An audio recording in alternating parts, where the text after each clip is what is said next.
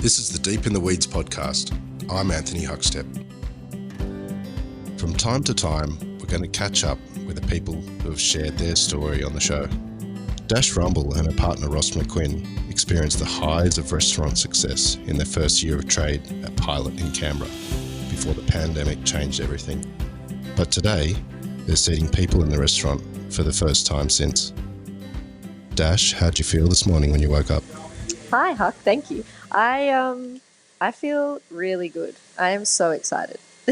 How does this moment compare to the first time you opened the restaurant, which really wasn't all that long ago in the scheme of things? Yeah. I guess it's really different. I mean, before it was kind of excitement as well as we were super scared because, I had no idea what I was doing.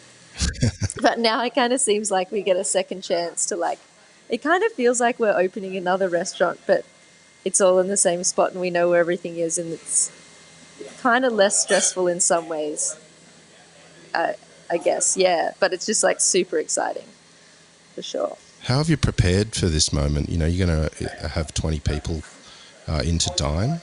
You know, what's the preparation been for this evening? Yeah, a week ago, we were kind of decided to just put our bets on being open. So we kind of just sat down with Barry and Mel and decided what kind of style and concept we wanted to go for, which is a little bit, it's quite different to what we were doing before. So they've just completely changed the menu. And then we've just kind of rearranged the room and changed a few things in the restaurant and done a bit of DIY. How are you going to feel when the guests first come through the door? Really good. It's kind of weird because when we were doing takeaway, it was nice to chat to people, and it was but we were kind of all, knowing that it was something that we weren't super into. It wasn't our jam, and now it's something that I think that we're proud of and we're confident with. And it's kind of exciting, and it'll be awesome to give that to other people and to actually have them sit inside, which is so cool. Just before you said that you're going to be doing things quite different to what you'd done previously. What does that mean? What are you going to deliver?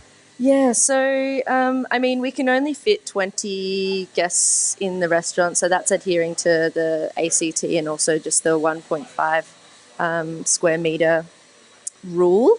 So when we first opened, we wanted to do something that was kind of premium and set menu only. And then we were a little bit scared because we were the new kids on the block, and we thought, well, what if nobody comes? So we probably have to offer a la carte as well. And I think that we definitely, like everybody kind of who works in hospitality, undervalued ourselves a bit.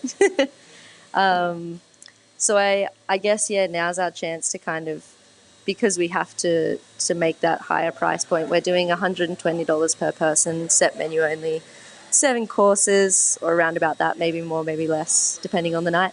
And then matching drinks and Aussie wine list as well. So it'll be a lot more, it's more spread out between tables, but more intimate for the people that are at your table, I would say. When we spoke a little earlier, on the episode that we did, you said that your job wasn't needed anymore during the pandemic, and how does it feel to have your job back?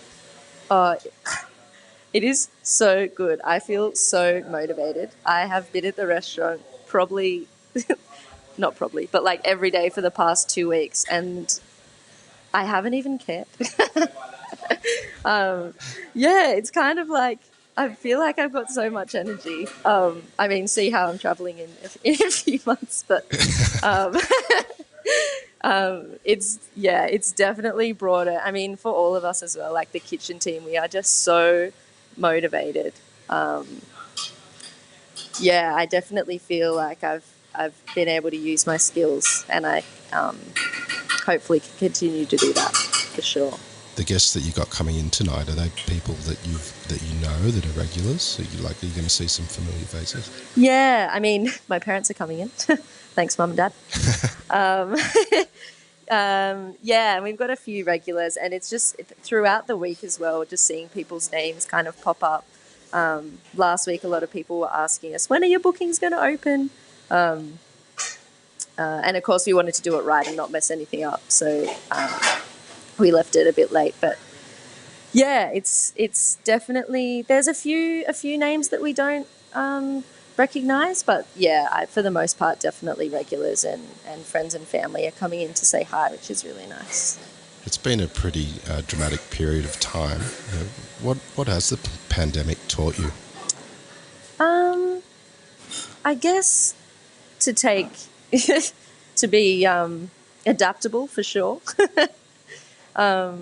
To understand that things aren't forever, and to definitely, not live in the moment, but be thankful and grateful and understand what you have for sure. But even in terms of like the pandemic, and now thinking about, how far people are away, how many sanitizers do we need in the restaurant, how do we keep everybody else safe, not just the people that work here, but our guests. So I think that's just another extra level on top of, what we already were kind of doing as a restaurant and as people that work in this industry. So you've got a pretty tight and small kitchen team there. How are they feeling? And can you take us through what's happening right now there in the kitchen? Oh, yeah, for sure. Mal is filleting John Dory. Spoiler alert. What are you doing, Barry? Barry's making meringue. Yeah, they're all just punching out the menu, which we very luckily got to try last night, which I was very excited about. Yeah, just getting stuff done like they usually do. Well, you've probably got a lot to get sorted just before you do open the doors, and we really appreciate you giving us a little bit of time to speak today. Good luck tonight, and hopefully we see you opening to a full restaurant, not just 20, real soon. Yeah, for sure. Thank you so much, Huck, and thanks, Rob. This is the Deep in the Weeds podcast. I'm Anthony Huckstep. Stay tuned as we share the stories of Australia's hospo community, suppliers and producers in search of hope during this pandemic. Special thanks to executive producer Rob Locke for making this all happen. Follow us on Instagram at Deep in the Weeds Podcast, or email us at podcast@deepintheweeds.com.au. Stay safe and be well.